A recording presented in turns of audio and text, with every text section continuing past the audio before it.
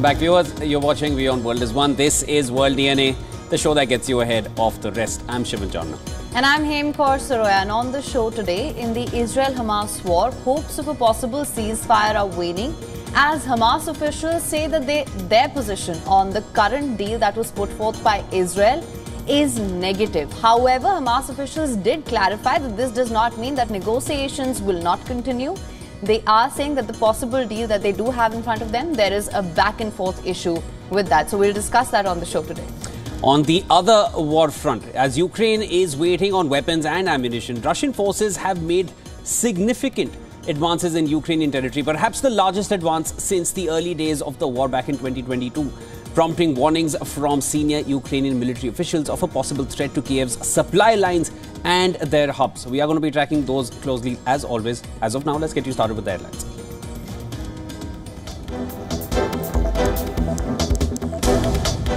Hamas hints at rejection of hostage deal proposal but says talks will continue. A senior Hamas official tells Hezbollah-backed Lebanese channel that if Israel launches the Rafah offensive, the negotiations will be stopped.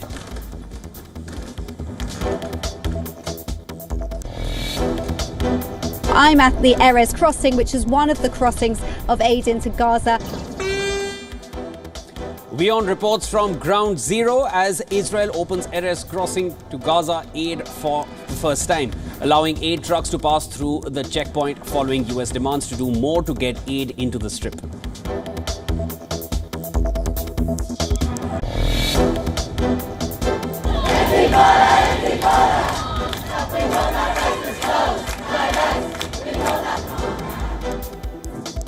Protests disrupt colleges across the United States as hundreds of demonstrators have been arrested at university campuses over the past 24 hours.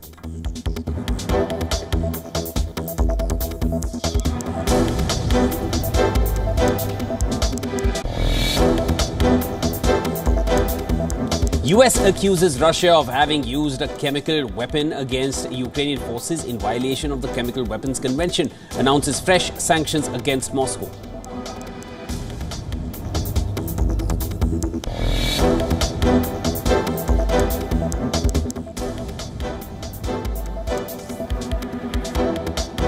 Tens of thousands rally in Georgia against a controversial foreign influence bill after Parliament advances the measure that Brussels has warned would harm Tbilisi's long-standing European aspirations.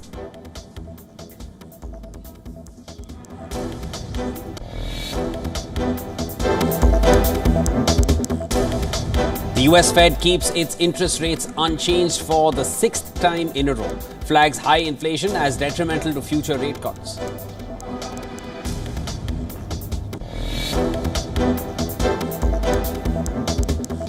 At least 10 people are dead in floods caused by torrential rain in Brazil's south as rescuers search for nearly 24 individuals reported missing.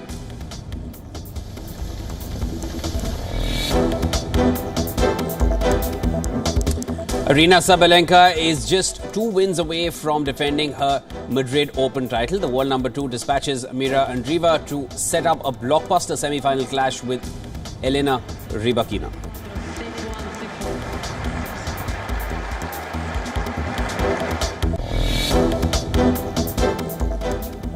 Now, US Secretary of State Antony Blinken, in his visit to Israel, pressed for a ceasefire deal, saying that the time is now. However, Hamas is indicating towards rejection of hostage deal proposal. They, however, say that talks will continue. Now, Lebanese media Al Manar TV quoted Hamas officials saying that their position on the current negotiations is negative. Hamas press office subsequently clarified that the negative position does not mean negotiations have stopped. Hamas is reportedly slated to submit an amended response to the latest proposal. Now, Blinken said that Israel has made very important compromises in ceasefire efforts and it is now up to Hamas to get the deal done. This is something that the whole world is watching. And if Hamas actually purports to care about the Palestinian people and wants to see an immediate alleviation of their suffering, it will take the deal. If it doesn't, I think that's further proof that it doesn't care a bit about the Palestinian people. Now, en route to visit to Kerem Shalom, one of the main crossing points for aid into Gaza, Blinken made a brief stop at a kibbutz near Oz in southern Israel, which is the site of the October 7th Hamas attack. At the Kerem Shalom crossing, Blinken discussed on how to expand humanitarian aid to Gaza with Israel's Defense Minister Yoav Gallant. Israel reopened Erez crossing to allow aid to flow into the hard-hit northern Gaza Strip. Now, Blinken met Israeli Prime Minister in Jerusalem for over 2 hours, after which Israel repeated that the Rafah operation would go ahead despite the US position and a UN warning that it would lead to tragedy. Now, Blinken said that he had still not seen a plan for Israel's promised offensive on Rafah that would protect civilians, repeating that Washington, it cannot support such an assault. On the other hand, Israel's military chief of staff said that the offensive operation in which Gaza will continue with strength and that Israel was preparing for an offensive in the north. Defense Minister Gallant too reiterated Israel's intentions of the Rafah offensive. We are determined to take any action in order to return our hostages back to their home. These are the right values. It is morally right and it is a declared war objective. At the same time, the IDF, subject to the instructions I gave to the General Staff and the Chief of Staff, is preparing to carry out any operational mission in the Rafah area. In the US, President Joe Biden's administration is facing renewed pressure from his fellow Democrats to influence Israel not to launch a full-scale invasion of Rafah. 57 of the 212 Democrats in the House of Representatives signed a letter calling on the administration to take every possible measure to dissuade Netanyahu's government from an all-out assault on the city. Palestinians in South Gaza expressed cautious optimism on the potential ceasefire deal. Displaced people in the city of Rafah said that they want an end to the suffering and hardship caused by the ongoing Israeli offensive in the territory.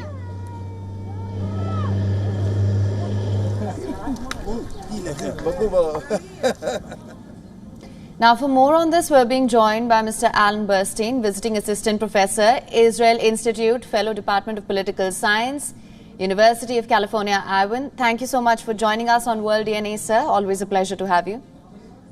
Good to see you. Thank you for having me.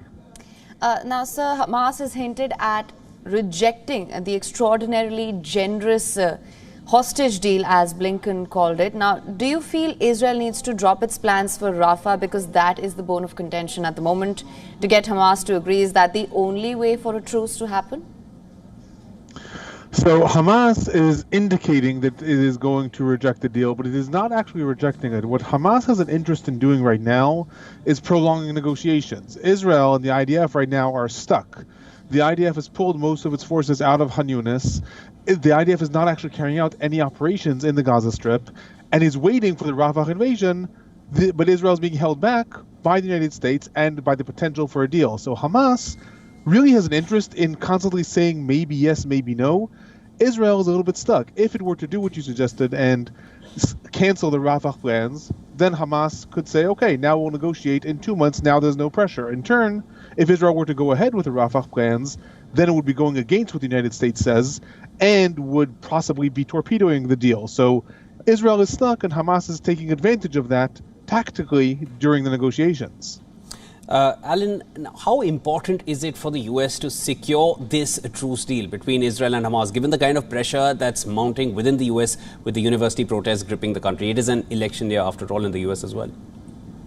Absolutely. And those two factors are really the two most important ones, in addition to the Saudi deal. Given that it is an election year, President Biden needs to show something that is happening positively in the Middle East. His foreign policy is heavily criticized in a lot of ways, whether it's in Ukraine, whether it's in relation to the Middle East.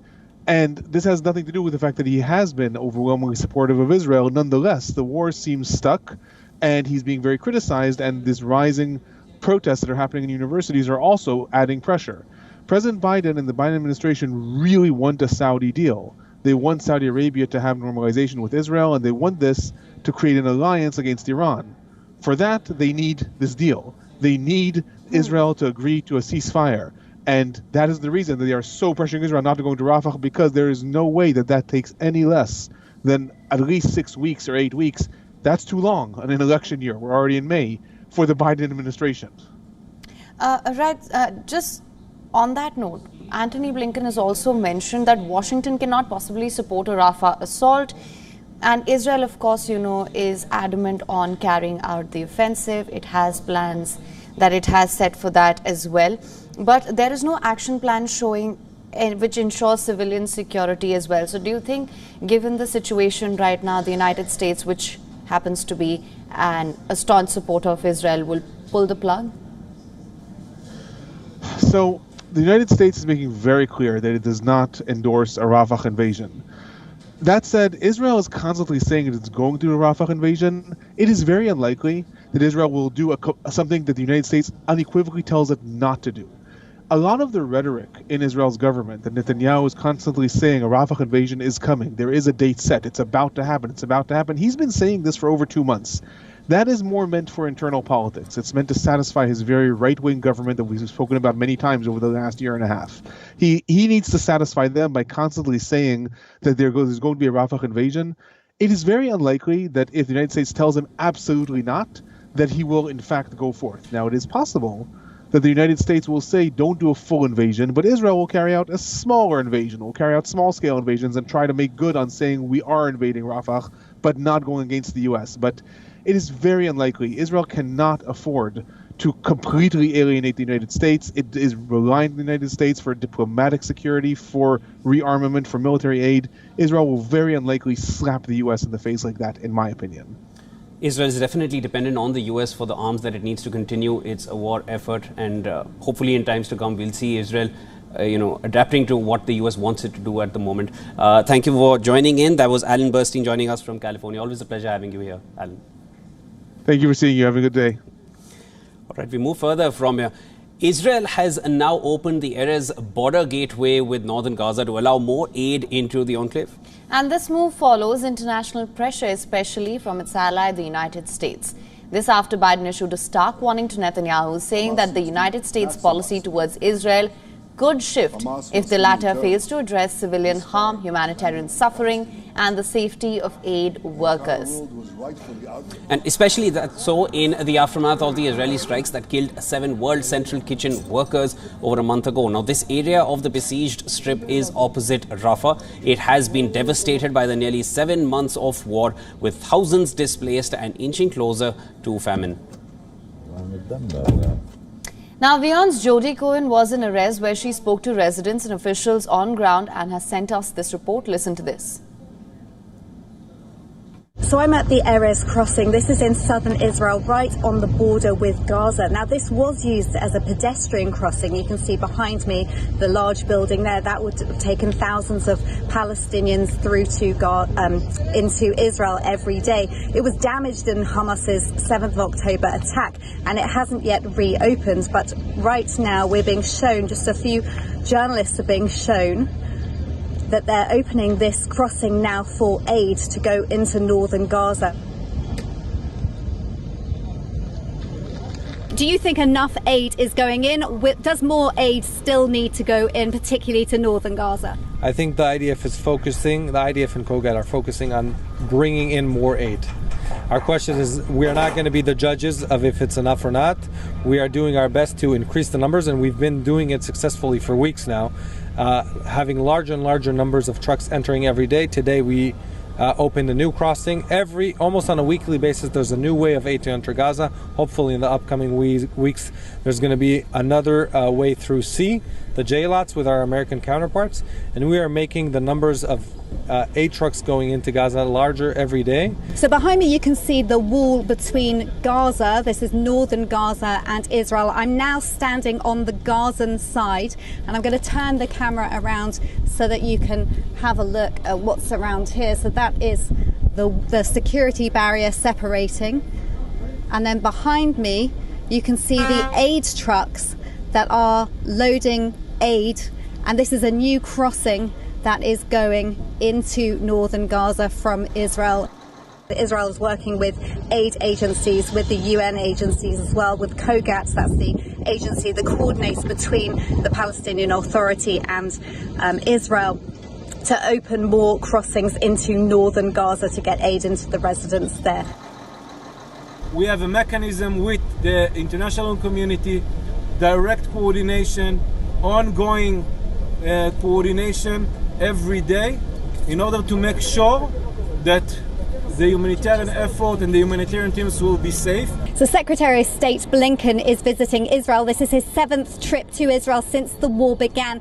We will not rest until everyone, man, woman, soldier, civilian, young, old, is back home. There is a very strong proposal on the table right now. Hamas needs to say yes and needs to get this done.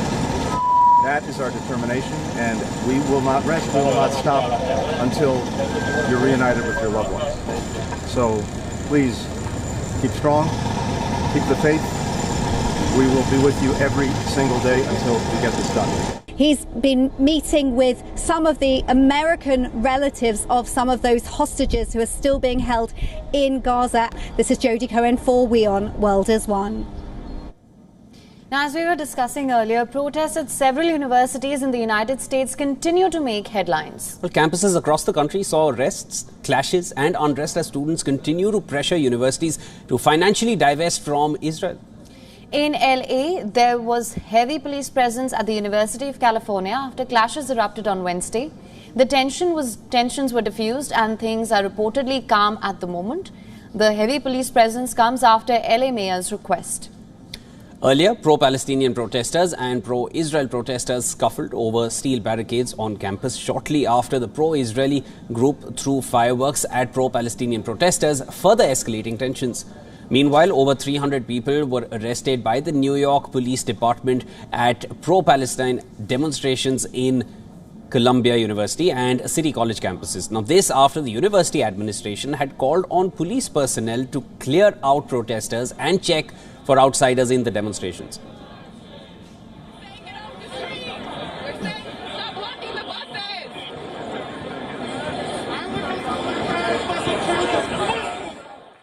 Approximately 300 people were arrested at Columbia and City College. We are processing the arrests to distinguish between who were actual students and who were not supposed to be on the ground. And we pointed out yesterday, these external actors with a history of escalating situations and trying to create chaos, not to peacefully protest, but create chaos.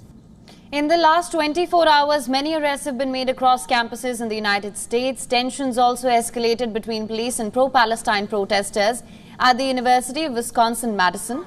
Demonstrators and police were seen shoving each other as police tried to remove the encampments from the university grounds. A tightly packed group of protesters huddled around police officers and chanted slogans.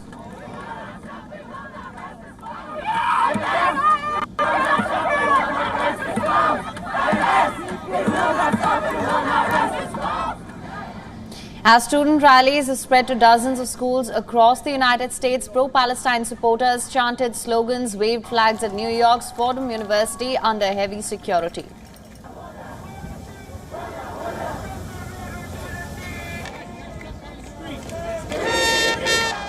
Step out of the street.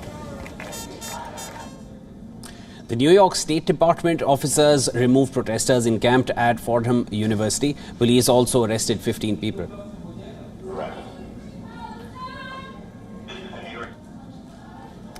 At the University of Texas in Dallas, police arrested at least 17 people. The law enforcement removed the encampment and arrested people on charges of trespassing.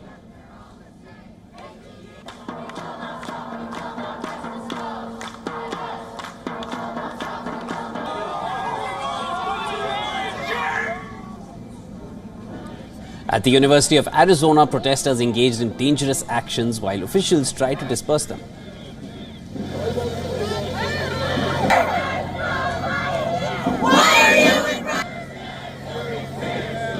About 20 arrests were made here as well.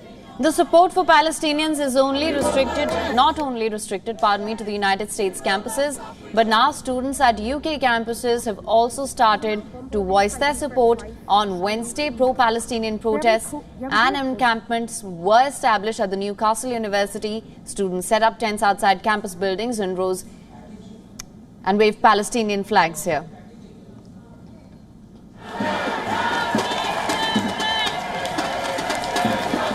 Across the UK, student activism is intensifying as more join the call for Palestinian support. Universities are becoming stages for political expression regarding the ongoing Israel-Hamas conflict.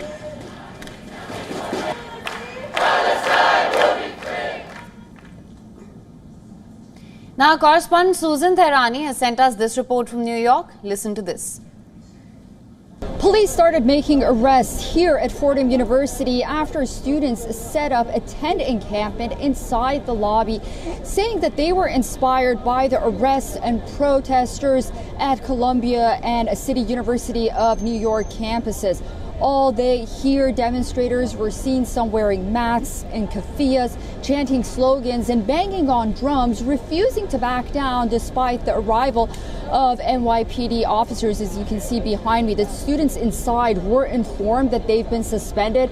The protesters are demanding that Fordham University divest from companies profiting from the Israeli-Palestinian conflict. Now, both Fordham and Columbia universities are closed. Only students that reside on campus at Columbia and essential staff are allowed in there. Faculty here at one point tried to prevent police officers from going inside Fordham, and we did hear that there are ongoing protests outside the gates of Columbia University as well. Of course, this is a developing situation. Anything can happen, like we saw last night outside of Columbia University, so we're monitoring it very closely, and we will bring you the latest. Susan Tehrani reporting from New York for WION World DNA.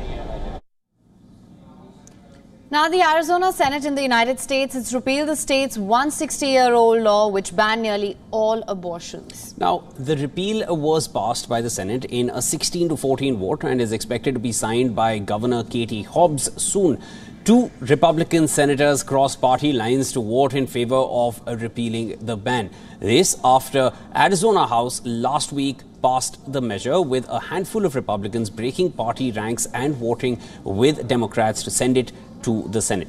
The repeal, however, would take effect 90 days after the legislative session in June or July, as Arizona's Attorney General Chris Mays has vowed not to enforce the ban in the meantime. There's no outbursts. The 1864 law, which predates Arizona's statehood, bans nearly all abortions, including those sought by survivors of rape or incest. It also imposes prison terms for doctors and others who aid abortions. Earlier, the Civil War era law was blocked by the 1973 Supreme Court Roe v. Wade verdict that granted the constitutional right to abortion. But last month, Arizona's top court ruled that the ban could be enforced following the US Supreme Court's reversal of Roe v. Wade in June 2022, the ruling which revoked the nationwide right to abortion. Now, once the 1864 ban is reversed in Arizona, a 2022 law banning procedures after 15 weeks of pregnancy would replace it as the state's ruling abortion law.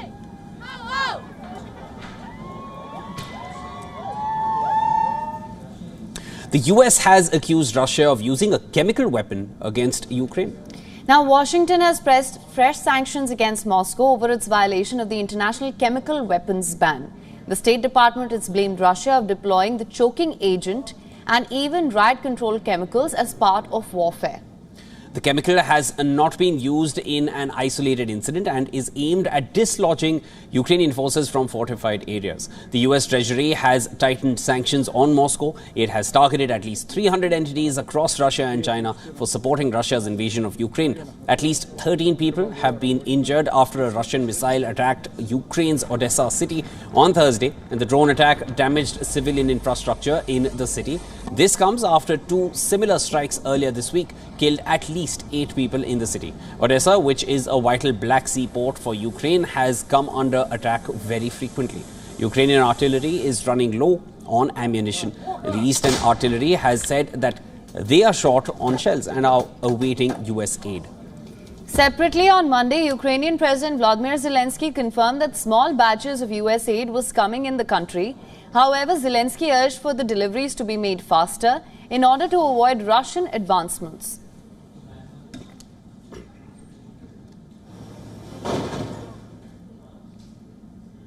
And Taiwan is on high alert as China showcased its military prowess with the maiden sea trials of its latest aircraft carrier, the Fujian. Well, this special report tells you how the unveiling of this formidable vessel has reignited fears of an imminent Chinese invasion, sending shockwaves across the region. Take a look.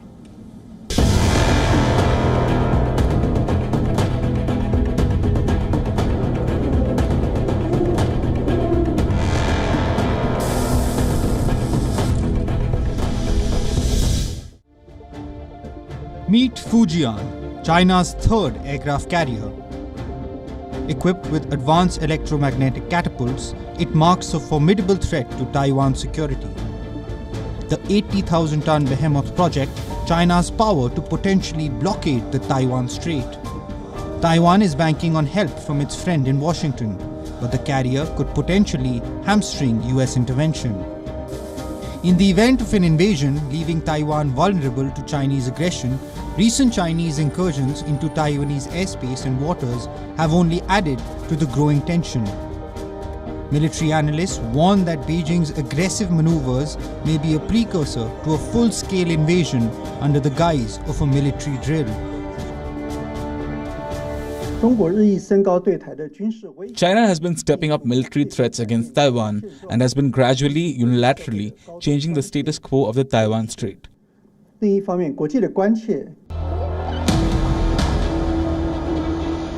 With President-elect Lai Ching-te's inauguration looming, Taiwan's military is on high alert, bracing for provocative exercises by China.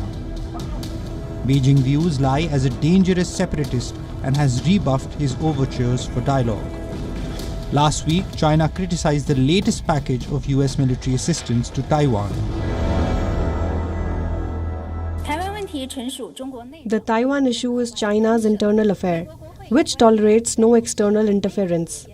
The insertion of Taiwan-related content into the US congressional bill seriously violates the One China principle and the 3 joint communiques of China and the US, and sends a wrong signal to the separatist forces in Taiwan.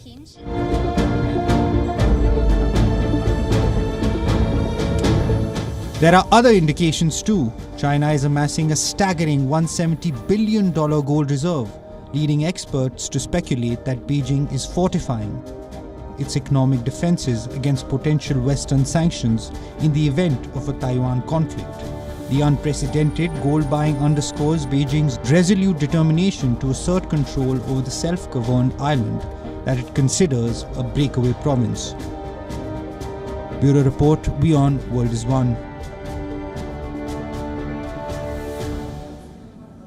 And as always, with that, it's time now for a short break. Don't go anywhere. This is World DNA. On the other side, Ukraine has unveiled an AI-generated spokeswoman called Victoria She. The government has announced that going forward, Victoria will be making official statements on behalf of the country's foreign ministry. In this report and a lot more on the other side of World DNA. Don't go anywhere. Come right back.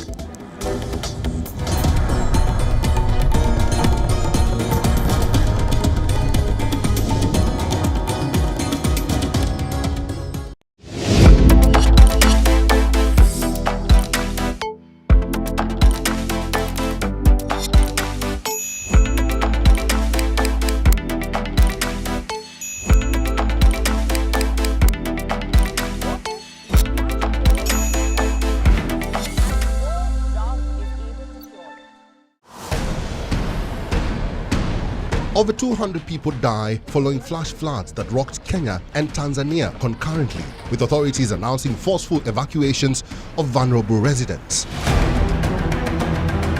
There is a new war front in Sudan. Brutal attacks by the Arab-dominated Rapid Support Forces on ethnic African civilians in Darfur has claimed thousands of lives. The United Nations sounds the alarm. And a former Kenyan rugby player turns into a roaming chef as he acquires TikTok fame. Dennis Ombachi will be featured on World of Africa at these times on WION World is One.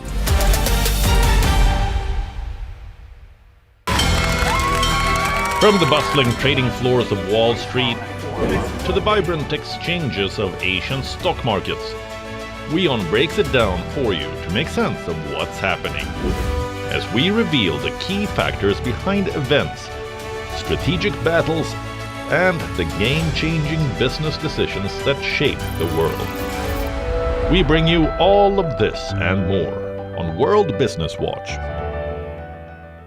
WION, India's global voice, the channel that brings you the biggest stories from across the world through India's lens. Now available in more than 190 countries worldwide. Because we believe that the world is one. Watch us in Africa, Europe, USA and Canada, South America, Asia Pacific, Middle East and North African regions. Also available on these digital platforms across the world. WION. World is one.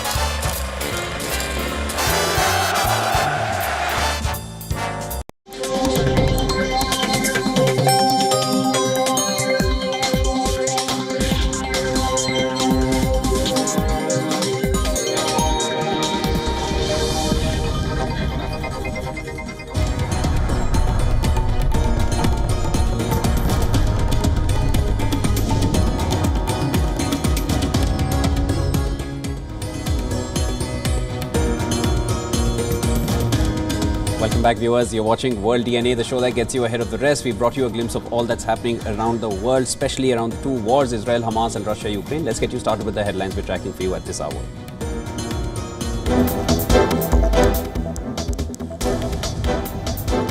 Hamas hints at rejection of hostage deal proposal but says talks will continue. A senior Hamas official tells Hezbollah-backed Lebanese channel that if Israel launches the Rafah offensive, negotiations will be stopped.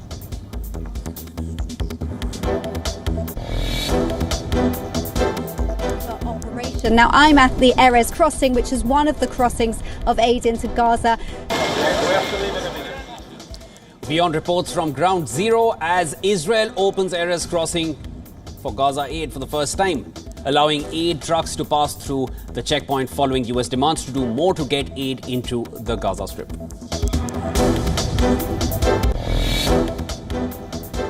We're standing outside of Fordham. It's hard to know how many of these protesters are students and how many are from the outside, just supporters. Protests disrupt colleges across the United States as hundreds of demonstrators have been arrested at university campuses over the past 24 hours.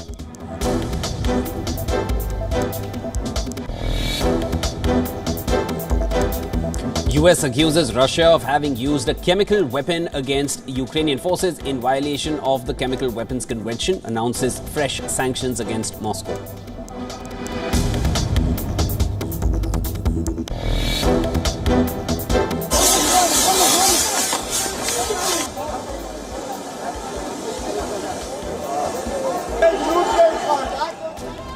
Tens of thousands rally in Georgia against a controversial foreign influence bill after Parliament advances the measure that Brussels has warned would harm Tbilissi's long-standing European aspirations.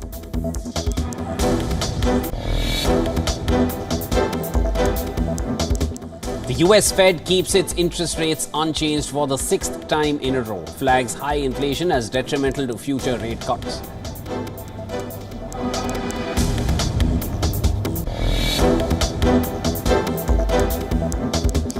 At least 10 people are dead in floods caused by torrential rain in Brazil's south as rescuers search for nearly 24 individuals reported missing.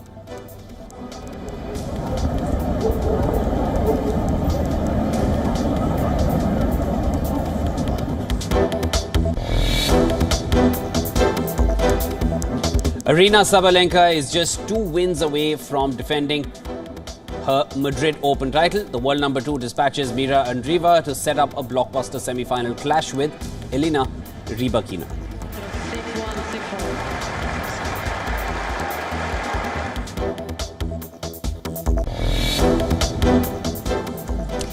Now, the India-UAE Comprehensive Economic Partnership Agreement has completed 2 years of implementation. It's a landmark free trade agreement. And it is between the two countries and covers trade in goods, services, investment and other areas of economic cooperation. It is also the first deep and full-fledged FTA signed by India with any country in the past decade. To mark the milestone, WION's principal correspondent Disha Shah spoke with UAE's ambassador to India, Abdul Nasir Al-Shali. Al-Shali gave us his insight about the key achievements of this partnership as well as its further scope. It's been 2 years since India and UAE have entered into a comprehensive economic partnership agreement called CEPA. And to talk more on this, we are now joined by UAE Ambassador to India, Abdul Nasir Al-Shali. Thank you so much, sir, for speaking to us on our channel here at WION. As we mark 2 years since CEPA between India and UAE, if you can enhance key achievements so far in terms of bilateral trade and economic cooperation, and also highlight some milestones achieved and areas of progress. Trade has increased by 16% between 2022 and 2023, reaching $85 billion in trade that includes oil. There has been quite the interest between UAE companies and Indian companies wanting to invest in each other's country. Today, the UAE is the second largest export destination for India, as the third largest trading partner, and the fourth largest investor. So when you look at how the relationship has evolved, the big question now is what can we do more and how can we elevate this further? And the way we have looked at this is we need now to focus on startups, we need to focus on SMEs and creating this ecosystem for them, which is why the UAE-India CEPA Council has been established to further strengthen the economic relationship and take it to new heights. How has gold trade surged due to CEPA? By about 62%. And this has been tremendous. Gold is important for India as a commodity that is cherished and traded. It's also a commodity that we can relate to because jewelry is something that we both wear, whether we are Emiratis or Indians, and trade has been growing since. So we've also seen announcements about UAE's investments in Jammu and Kashmir. We've seen last year as well. If you can highlight more about the UAE investments in Jammu and Kashmir. Well, there are a couple of things happening there. The project is still underway, but what I can tell you here is the interest that we have is not in a single state, but it's quite diverse. It's been 2 years, but we still have a long way to go. So if you can talk to us about the future plans and the vision under CEPA. We should be focusing on aviation and how can we expand aviation links between the two countries. I cannot help but think what could happen if we had 10 times the flights that we have on a weekly basis. What if we were moving 10 times the number of passengers every week between the UAE and India? People-to-people connectivity will grow. You would have Indians traveling to the UAE for medical treatment, Emiratis going to India for medical treatment, companies between India and the UAE partnering up to expand medical tourism. Today we have IIT Delhi and Abu Dhabi. What if we made it easier for students to travel back and forth between the two countries, for parents to visit, for families to visit, because we as Emiratis, we understand the importance of family and being able to visit your students, your kids, wherever they are studying. And so to me, I can only see aviation as a win-win for both countries because it's a massive economic multiplier. It has always been the case in the UAE in terms of aviation and tourism. It will always be a strong component of our economic base and GDP. And this will be the case moving forward in India because of the tens of international domestic airports being constructed and the fact that you have a growing demand when it comes to people wanting to travel domestically and internationally. Scientists in America now say that drinking unpasteurized milk is a bad idea. Right now, they believe the danger associated with raw milk, it may have gone to a whole new level. H5N1 bird flu has been circulating in dairy cow herds in multiple parts of the United States for months now. Tests on the milk from these infected cows shows the virus is present in concentrations that have surprised the scientists. They worry that if a raw milk consumer inadvertently drank milk from infected cows, the results could be bad, potentially lethal. So how contagious is it then? Head of WHO's global influenza program explains there is a high possibility of H5N1 bird flu virus spreading to cows beyond the United States through migratory birds. She reiterates the UN agency deems the overall public health risk posed by the virus to be low, but urged vigilance. Based on the information so far, we assess the current overall public health risk posed by the H5N1 to be low. And for those with exposure to infected birds or animals or contaminated environments, the risk of infection is considered low to moderate. While the Food and Drug Association administration had banned the interstate sale and distribution of raw milk, the state legislature set the rules surrounding its use in individual states. So as some ban on the sale of raw milk for human consumption, others allow it under a variety of circumstances.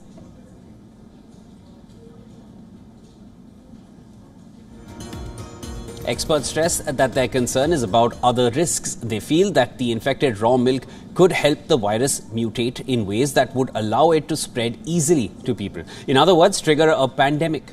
At present, the FDA is urging consumers not to drink raw milk or eat raw milk cheese. That is a position that the agency has long held. It has re-emphasized it in the current context. It has also recommended the dairy industry not to manufacture or sell raw milk or raw milk products from cows showing symptoms of illness, including those affected by or exposed to the avian flu virus. COVID has made the risks of the pandemic clear, and many parts of the world witnessed its deadly consequences. So governments need to act quickly and decisively now to get ahead of the growing H5N1 flu public health threat and make sure the world is better prepared for the next pandemic.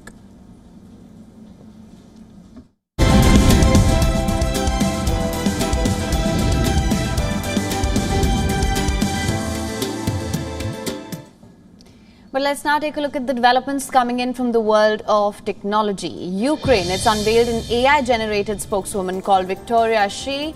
Victoria is based on the likeness of Rosalie Nombre, a Ukrainian singer and media personality.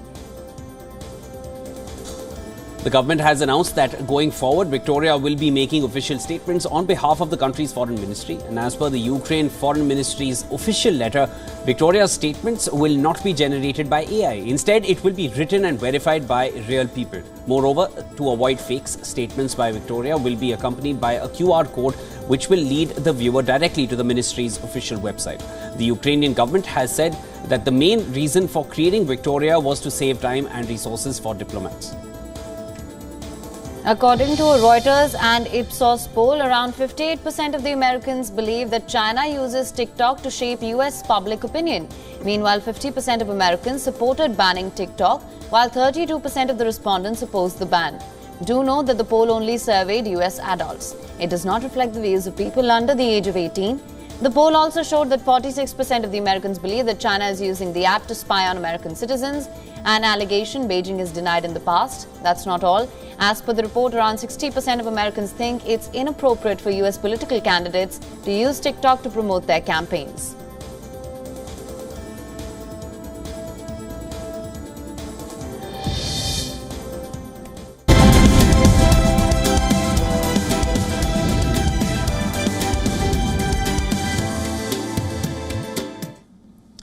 The world is becoming a more unequal place. Well, a recent analysis by global non-governmental organization Oxfam suggests this, shows that global dividend payouts to rich shareholders jumped by 45% between 2020 and 2023.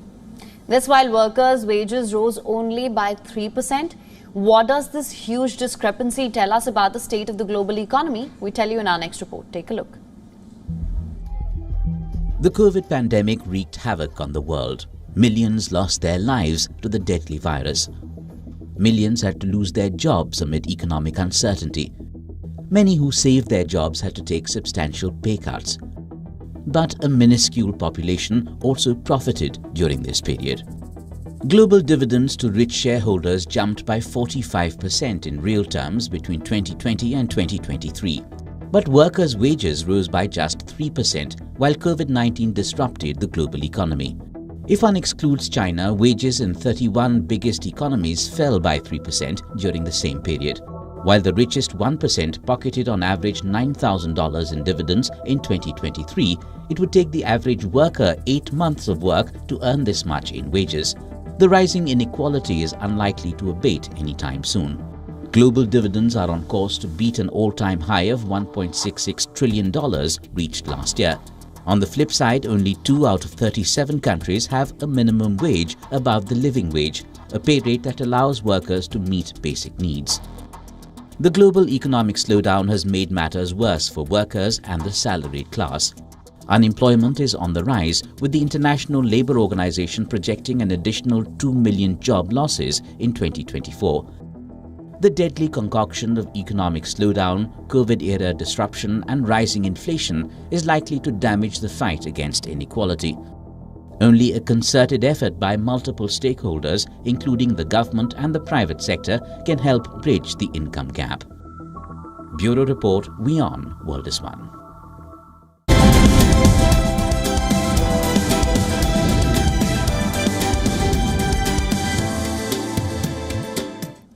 All right, on to news now from the world of sports. Borussia Dortmund defeated newly crowned French champions PSG 1-0 in the first leg of the Champions League semi-final. Niklas Füllkrug scored the only goal of the match in the 36th minute when he controlled the ball with the perfect first touch and then drilled a low shot into the net.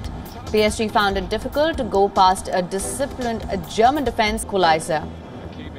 Extra players, Mbappe, can he shape for a shot? Oh!